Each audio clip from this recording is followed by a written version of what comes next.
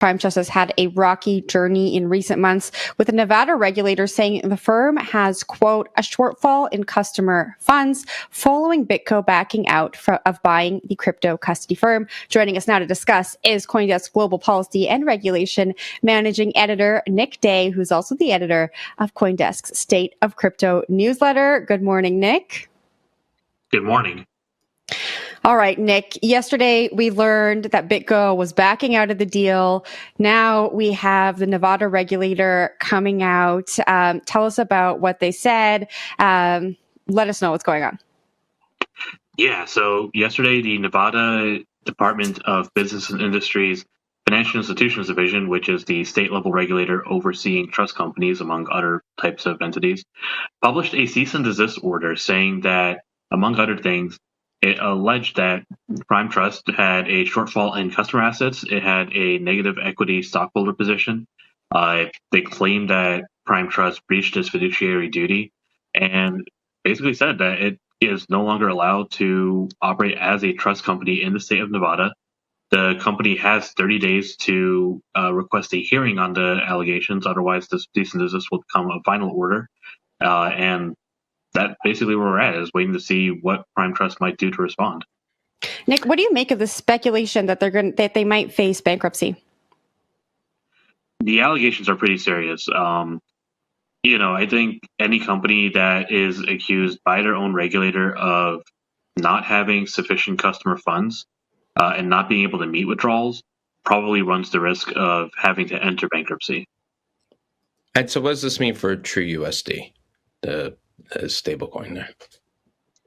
So the stablecoin, despite saying earlier this month that it had no exposure to Prime Trust, announced yesterday that it had some issues with allowing withdrawals and redemptions because of Prime Trust issues. So, I think TrueUSD and other entities that have relied on Prime Trust as a banking partner, again, the CND said that Prime Trust was unable to meet all withdrawal requests. So any company that is a customer of Prime Trust that hopes to use Prime Trust's rails to, facilitate fiat withdrawals might be in a bit of hot water, at least right now. Oh boy. And any other thoughts on what might happen next? This is, oddly reminiscent of some of the banks that we've seen over the last couple of months. Obviously we saw Signature and Silvergate and Silicon Valley Bank.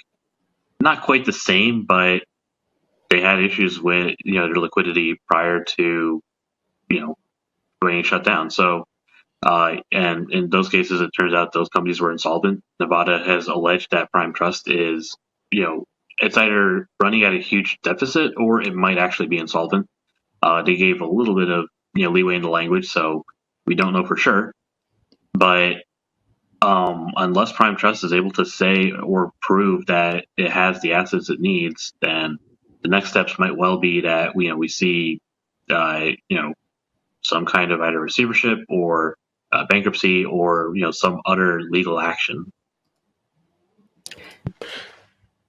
Nick, thank you very much for joining us this morning. We hope you have an awesome weekend. That was CoinDesk Global Policy and Regulation Managing Editor Nick Day. Don't forget to sign up for the State of Crypto newsletter on CoinDesk.com.